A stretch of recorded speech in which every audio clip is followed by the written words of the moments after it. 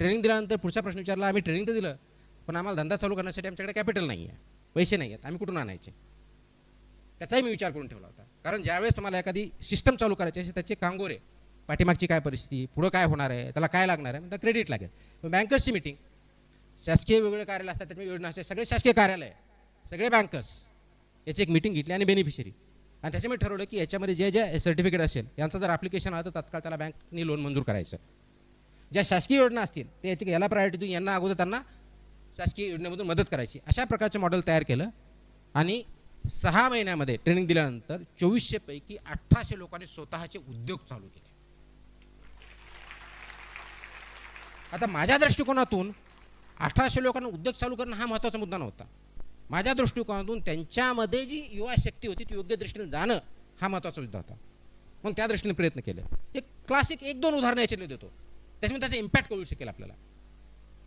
पण आता काय होतं आहे, स्किल डेव्हलपमेंटमध्ये खूप मोठ्या एजन्सीज आहेत, इव्हन कॉलेजसुद्धा त्याच्यामध्ये इनलिस्ट आहेत. सर्टिफिकेट देतं, शासनाकडून पैसा येतो, फक्त सर्टिफिकेट दिला तर काम करता येत नाही. करप्शन कुणी केलं? हा प्रॉब्लेम आहे. शिक्षणाचा उद्देश तुम्हाला एम्पावर करण्याचा आहे, सर्टिफिकेट देण्याचा किंवा घेण्याचा नाही आहे. हा सेकंडरी आहे. हे तुम्हाला सक्षम बनवण्यासाठी तुम्ही शिक्षण घेताय, तर तुम्ही सक्षम बनताय का, विचाराने कृतीने बनताय का, हा महत्त्वाचा मुद्दा आहे. मला आठवतं त्या कार्यक्रमामध्ये 20 वर्षाची विधवा, आय रिपीट 20 वर्षाची विधवा, अजूनही आठवतं मला, अंबड तालुक्यामधली ती होती. जस्ट 2 वर्षापूर्वी तिचं लग्न झालेलं होतं. 10वी-12वी काहीतरी शिकलेले असेल.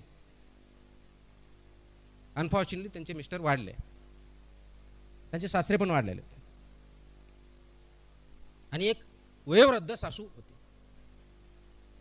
जस्ट 2-3 महिन्याचं बाळ होतं. जस्ट इमॅजिन करा, how would she be living.